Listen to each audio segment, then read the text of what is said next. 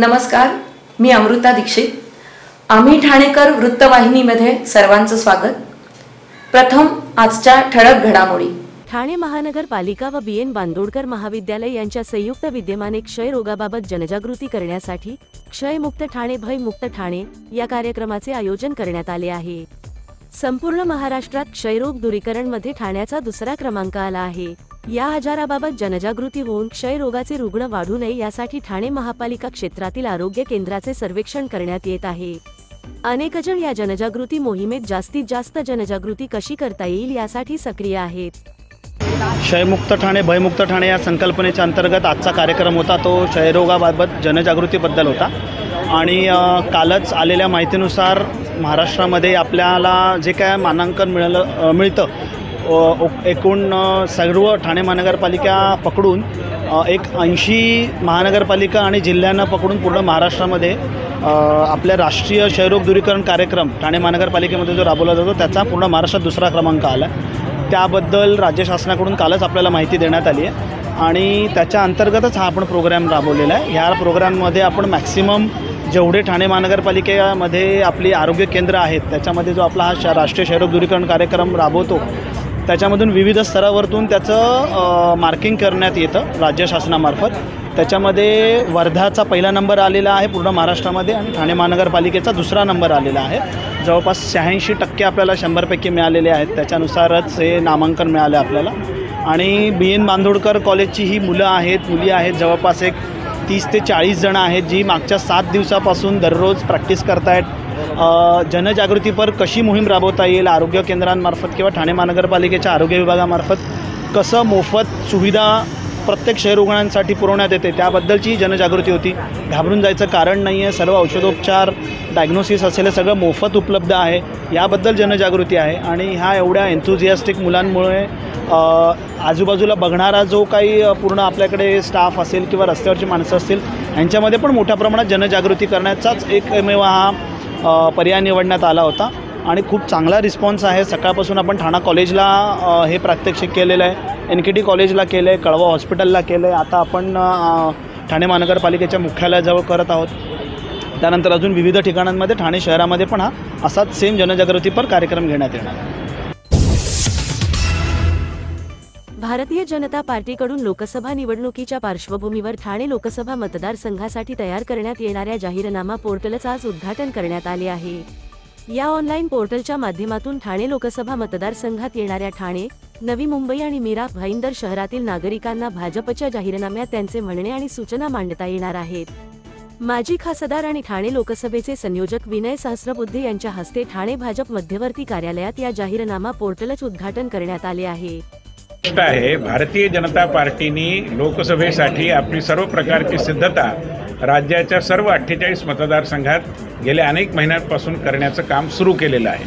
त्याचाच एक भाग म्हणजे ठाणे लोकसभेसाठीचा जो जाहीरनामा तयार होणार आहे त्यासाठी लोकांच्या सूचना पुरेशा आधी मागवण्यासाठी आम्ही आज एका पोर्टलचं लॉन्चिंग केलेलं आहे. आणि या पोर्टलच्या माध्यमातून लोक आपले विचार, आपल्या सूचना, आपल्या मनातले मुद्दे, त्यांच्या आशा आकांक्षा हे सगळं आमच्यापर्यंत पोहोचवतील. त्यानंतर ठाणे लोकसभेचा जाहीरनामा तयार होईल. परंतु ही गोष्ट स्पष्ट आहे की महानगरी मुंबईच्या समस्यांचं उत्तर मुंबई शहराच्या उत्तरेला आणि त्या उत्तरेला याचा अर्थ ठाणे लोकसभा मतदारसंघातल्या 3 महानगरपालिकांमध्ये आहे. ज्या पद्धतीने दक्षिण मुंबईतली कार्यालयं BKCमध्ये आणि नंतर हळूहळू आता ठाण्यात येत आहेत त्या पद्धतीने या सगळ्या समस्यांसाठी मुंबई महानगर प्रदेश विकास प्राधिकरणाला ठाणे, नवी मुंबई आणि मीरा भाईंदरकडे अधिक लक्ष देण्याची गरज आहे.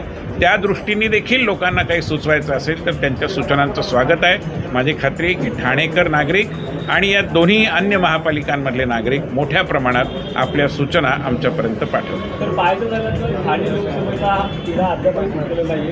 संजय नाईक असेल किंवा आमदार संजय केळकर असं अनेकांची नाव सुद्धा चर्चेत आहे. तर हा तिढा नेमका केव्हा सुटणार? नाही, हा तिढाविडा काही नाही. हा सगळा निवडणूक प्रक्रियेचा भाग योग्य वेळी आपल्यापर्यंत पोचेल. आम्ही सगळेजण कार्यकर्ते आहोत आणि भाजपमध्ये कार्यकर्त्यासाठी एक पोस्टकार्ड थिअरी असते. म्हणजे आम्ही सगळे पोस्टकार्ड आहोत. पत्ता काय लिहायचा ते संघटना ठरवते. सर, आपल्या म्हणण्याप्रमाणे जसं म्हणाला की आपले मित्रपक्ष सगळेच लोकसभेच्या निवडणुकीची तयारी करते, परंतु जाहीरनामा पहिल्यांदाच आपण लोकांकडून मागून घेत आहे. फक्त भाजपनेच केलेला आहे. म्हणजेच याचा अर्थ की भाजप ठाणे लोकसभा मतदारसंघावरती आपला दावा बळकट करते? असं की याचे अर्थ ज्याला जे हवे ते तो काढू शकेल, परंतु आमची सर्व तयारी सर्व प्रकारची, आम्ही बूथवरही काम करतो, तसं जाहीरनाम्यातही काम करू, आम्ही मीडियामध्ये पण काम करतो. त्यामुळे केवळ एका विषयावरून आपण निष्कर्ष काढण्याची काही गरज नाही, परंतु ही गोष्ट खरी आहे की सर्व 48 मतदारसंघात आम्ही आमचे कार्यकर्ते जोराने तयारीला लागले आहेत. सर, आपण जरी म्हणत असाल तरी मुख्यमंत्र्यांची एकनाथ शिंदेची शिवसेना ती मात्र सरळ दावा करते आपल्या या लोकसभा मतदारसंघात. असं युती धर्म आमचा असा आहे की आम्ही इतरांच्या वरती प्रतिक्रिया देत नाही, आम्ही आमचं काम शांतपणे, नेटाने, नियमितपणे, प्रामाणिकपणे करत राहतो.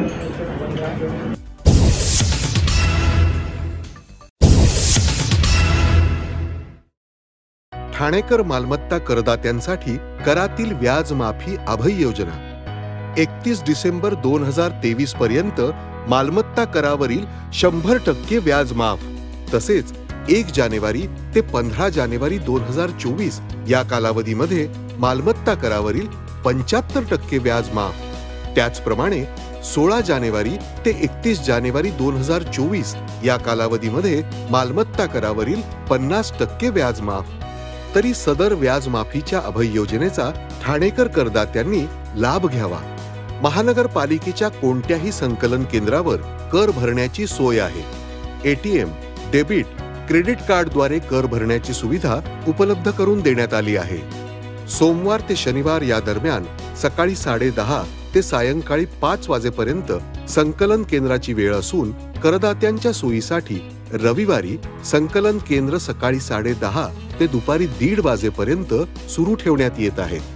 यासोबतच ठाणे महानगरपालिकेच्या propertytax.thanecity.gov.in या संकेतस्थळावर ऑनलाईन पद्धतीने मालमत्ता कर भरण्याची सुविधा उपलब्ध करून देण्यात आली आहे.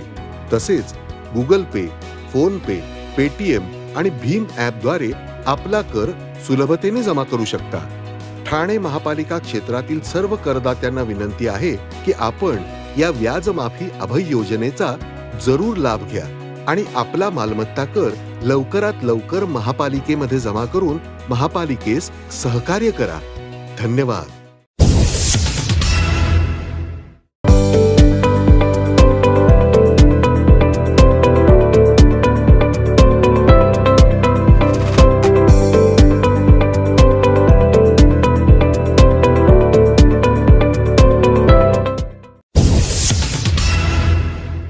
राष्ट्रवादी काँग्रेसचे आमदार जितेंद्र आव्हाड यांनी केलेल्या वक्तव्याचा निषेध करत त्यांच्यावर येत्या 24 तासात त्यांच्या विरोधात गुन्हा दाखल करण्याची मागणी अजित पवार गटाच्या वतीने करण्यात आली आहे.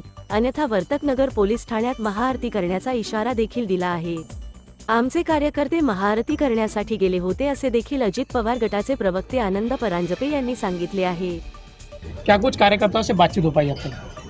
आज दोपहर में शिरडी में उस सम्मेलन में जो खुद को इतिहास के संशोधक मानते हैं उन डॉक्टर जितेंद्र आव्हाड जी ने प्रभु श्री राम के बारे में अभद्र टिप्पणी करते हुए, प्रभु श्री राम मांसाहार करते थे, जब 14 साल वो वनवास में थे तो उन्होंने मांसाहार किया और उन्हीं का आदर्श लेके हम मांसाहार करते हैं, हम मटन खाते, इस प्रकार की अभद्र टिप्पणी उन्होंने की.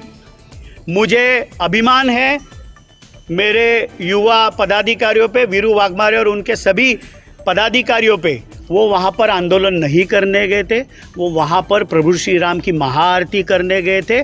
और मैं पुलिस का भी निषेध करता हूँ कि महाआरती पुलिस को करने देनी चाहिए थी. वो कोई आंदोलन करने नहीं गए थे, वहाँ पर महाआरती करने गए थे. और जो हमेशा से डॉक्टर जितेंद्र आव्हाड हिंदू धर्म के खिलाफ बोलते हैं, हमेशा से देवी देवताओं का अपमान करते हैं. हमारी यही मांग है कि अगले 24 घंटों में वर्तकनगर पुलिस स्टेशन में उनके खिलाफ अगर एफआईआर नहीं हुई तो एक बड़ी महाआरती हम वर्तकनगर पुलिस स्टेशन के बाहर करेंगे. पुलिस को डॉक्टर जितेंद्र आव्हाड के खिलाफ एफआईआर दर्ज करनी होगी. इन्होंने हिंदू समाज के, हिंदू देवी देवताओं का अपमान करके उन्होंने आज जो अभद्र टिप्पणी प्रभु श्री राम पे की है, इसके लिए उनके ऊपर एफआईआर दाखिल होनी चाहिए. आव्हाड के कार्यकर्ताओं जरा जिस जगह पे वीरू वाघमारे ने जो तस्वीर लेके हमें पहुंचे थे, वहाँ पे जो है गौमूत्र छिड़क कर जो है वो जगह को पवित्र करने की कोशिश की गई है. जो हमेशा से सनातन धर्म के खिलाफ बोलते हैं, डॉक्टर जितेंद्र आव्हाड, जो हिंदू धर्म के खिलाफ बोलते हैं। वीरू वाघमारे किस समाज से आता है?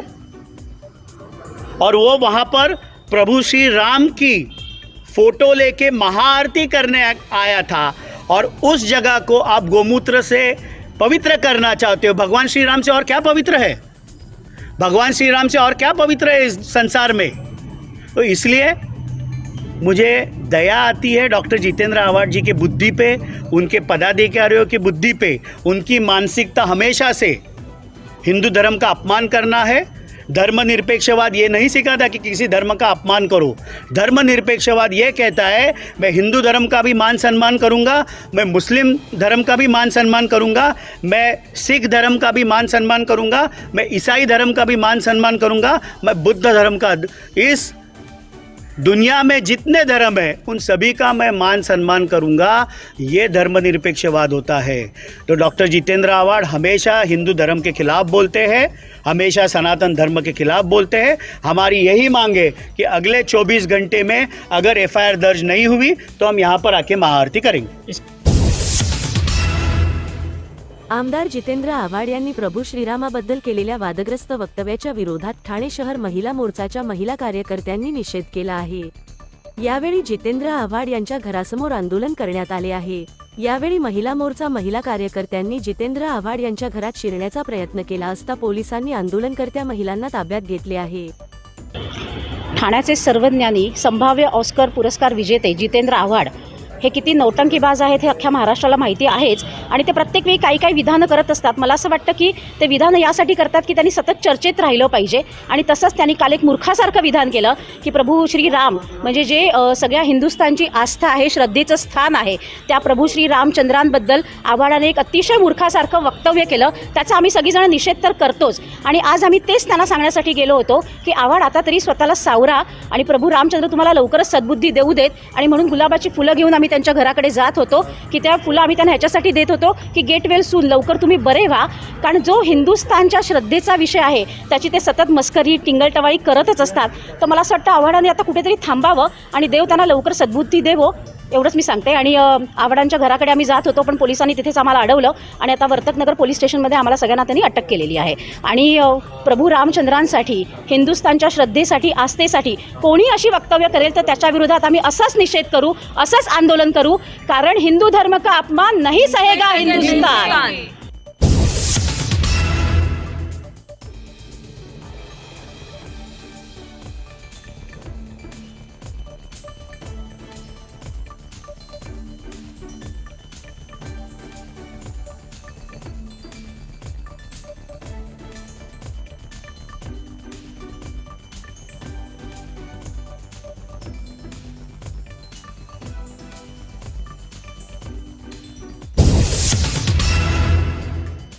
नमस्कार, मी संपदा जोगळेकर कुलकर्णी, अर्थात आम्ही ठाणेकर।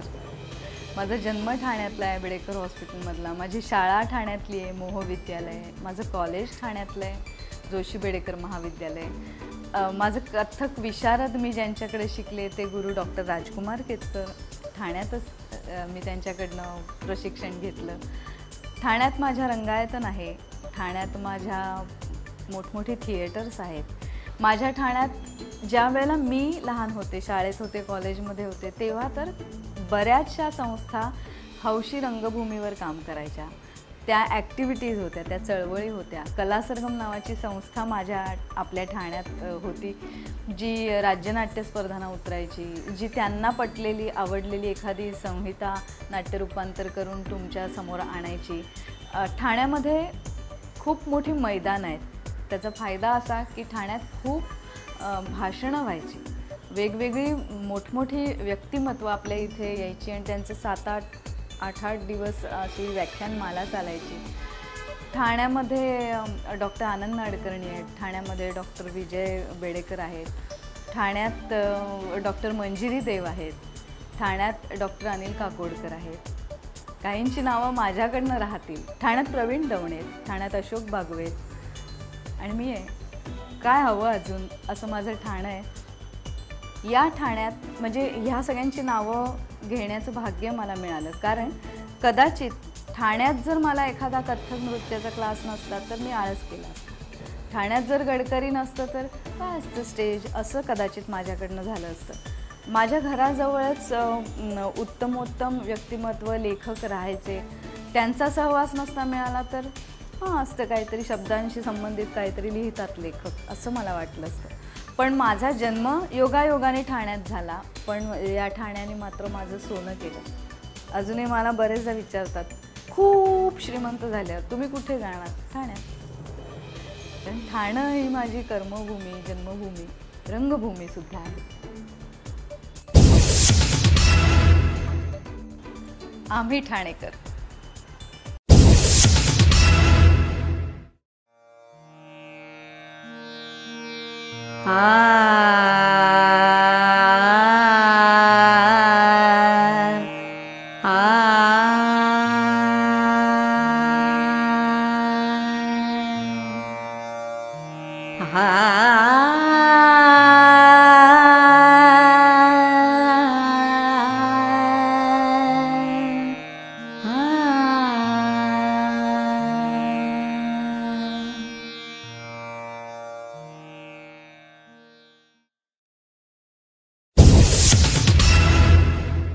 आम्ही ठाणेकर. आम्ही ठाणेकर. आम्ही ठाणेकर. आम्ही ठाणेकर. होय, ठाण्याचा मला अभिमान आहे आणि होय आम्ही ठाणेकर.